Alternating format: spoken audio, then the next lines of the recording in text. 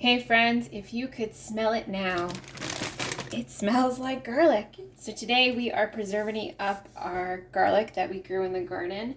I read like all of the different ways that you could actually work on skinning the garlic, and I don't really feel like that any of them are actually really good. What I did do for multiple reasons was, I've already been processing this because literally it's like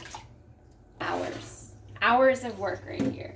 So we had basically a whole box worth of garlic, and so I went online to see what was the easiest way to process a lot of garlic, because it's one thing if you're just gonna do a head of garlic, a few cloves of garlic, whatever, use your knife and your cutting board. However, for an entire box of garlic, which you can see on the last video, it's a lot of work. It takes a lot of time. And so I don't really like standing up for long periods of time because it hurts my body still. So this is the method that I came up with. It worked okay.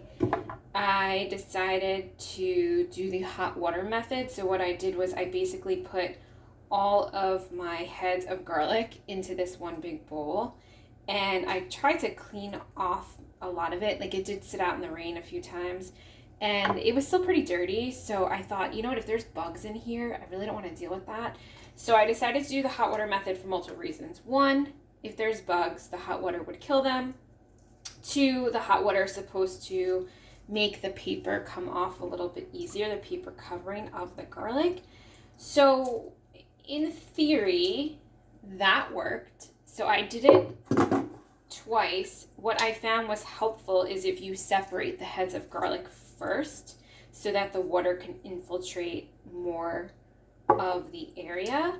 And by doing that, it softens more of the cloves, but I'm still having to peel them. So I've been taking breaks because my hands have been in water for a while and they were pruning up. But what I'm going to do with this is, because I can be a lazy cook at times, right? It's like when you cook from scratch, I like to have some sort of ways to make my life easier. So I batch cook a lot. I do food preservation in batches. I do food preparation in batches. And so, for instance, like this weekend I barbecued, so I had some marinated chicken thighs I had in the freezer. I took them out to defrost. I took out a 2-pound bag of shrimp. I cleaned them, deveined them, and then I had them marinating in kind of like a Greek style marinade that I did. And then I made 2 salads using what we have coming out of the garden right now. So right now it is July 24th. The garden is not really producing, sadly. We have green tomatoes, but our tomatoes have not yet turned. We've had a few cucumbers. The plants are looking okay. They have signs of disease. They have some insect issues. It's been really hot. We had 2 days of a reprieve that it was like, actually only one day really, where it was maybe 80 and there was no humidity. It was beautiful. We spent most of the day outside. And then it progressively started to get hotter. So yesterday was Sunday. It was 90. It wasn't humid. It was only 50% humidity. So living on an island, 50% humidity is not so bad. Today was a little rough. So we woke up, it was 70, but it was 90% humidity, and that humidity is now about 70% and it's 90. So it's warm, and if I'm in the shade, I'm good. I can't spend too much time in the sun. The sun really depletes me and I can't really cool down my body efficiently. So I have to come in and take lots of cold showers or just sit in the air conditioning and cool off. And so I try not to tax my body because my system is a little more sensitive than the majority of people, and I'm very in tune to it. So I can feel when the weather is moving in, right? So like I'm having pain today. I've had pain the past 3 days because we have weather moving in tonight. And even if it does not rain exactly where I live, I still feel it because I live on an island. So it can be west or east or south of us, and I will still feel it. It can be in Connecticut, I will still feel it. It can be in New Jersey, I will still feel it.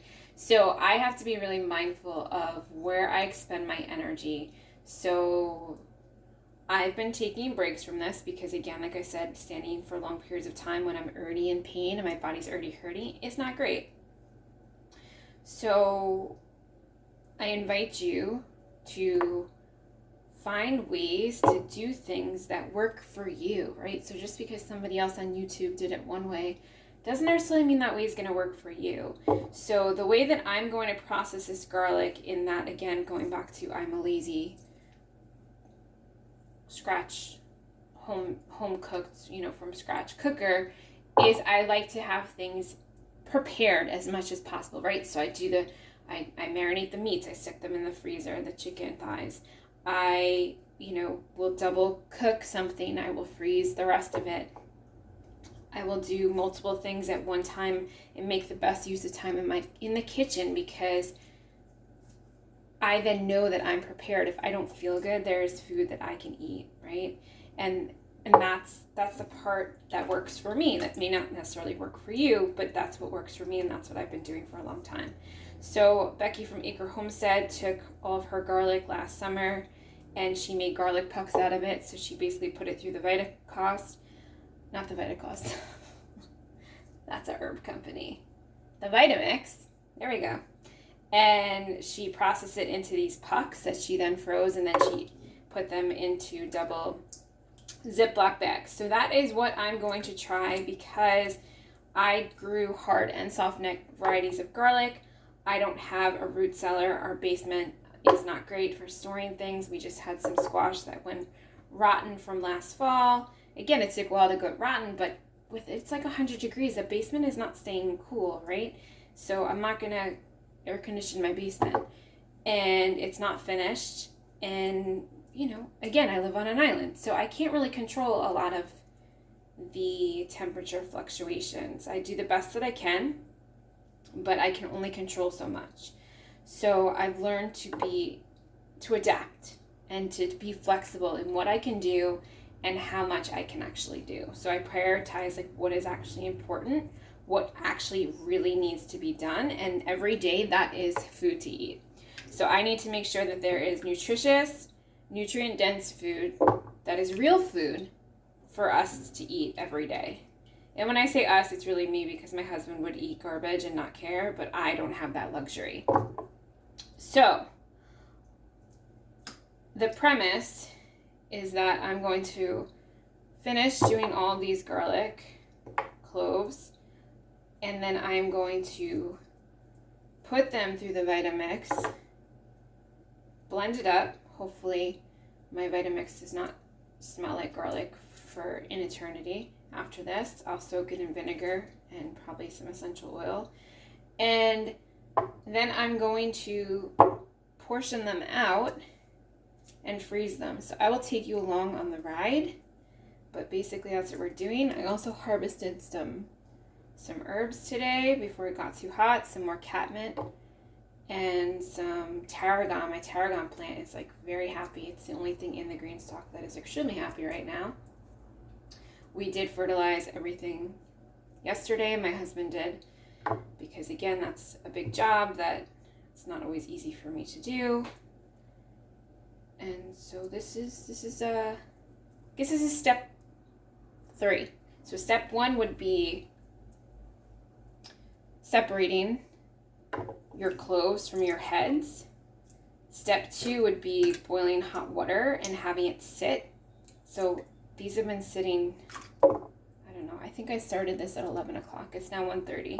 So these have been sitting for a while. I've rinsed them a few times to get some of the excess dirt and skins and whatnot off. And then I'll show you, as we continue on, what this is going to look like. Okay, so we're back, and I literally don't want to do this again for a whole nother year, because I've been doing this now for, it seems like all day, but probably off and on for at least 2 hours. And I am kind of done. I also have some shallots here that I harvested. Yeah, so I only have like a little bit left in my bowl, and I just don't want to do this anymore. So I'm just going to roast what is left in my bowl because I like roasted garlic. I actually use that for a lot of different things. And so I left some of the elephant garlic as whole pieces so that I can roast them if I want. And then I also will use it for seed garlic. I'm not going to do this other red chestnut, and I don't remember what the other one was that I got. I'd have to look, but I'm not going to plant these again. They didn't do great. They were a pain in the neck to peel. I just don't have the energy or the physical capacity to sit here for hours on end doing this, and I don't have someone to help me do it. So I'm not gonna do it. I'm done. So I will bring you back after we filled our whole Vitamix practically up. So let's see how many cups we have of this. Why can't I see this? So almost 6 cups of garlic. That's good enough. Okay, so 6 cups of garlic cloves is now about 5 cups of pureed garlic. And the Vitamix, oh God, it's strong, was a champ. Got it done. And now I'm just going to spoon it off onto my cookie tray into serving size. I don't know if you can see my cookie tray. Yeah, you can see it. Into serving size globs. This is probably, because I'm making these a little bit bigger than I probably would want to make them, but I'm kind of just done with this food preservation project right now, and I just want to be done with it. Like, I'm just at that point. And I just did not think it was going to take this long to do this. The whole house smells of garlic, which I don't mind, but I know my husband will not like. The dog, I don't think, is really crazy about it as well. But yeah, like literally, I'm kind of done with this. I don't really want to do this anymore. It's good to do everything all at once. I like doing that, but this took a long time. And I don't know if it's because my body is just really hurting today and I just don't want to be standing up anymore. But I listen to my body, and when I start to not want to do something, that's a really big indication to me that I need to listen to that, because it's only going to get louder, and what I'm trying to do is just going to become that much harder to do. I'm going to try to move some of these over a bit. So that is the wisdom I'm going to impart today on food preservation, being in the kitchen, trying to get things done, and giving yourself some grace. It's actually making me want to sneeze. So that's it. I'm just going to stick this in the freezer, and then once they're frozen, I'm going to put them in a double ziploc bag, and that's it. We're done. Over. See you soon.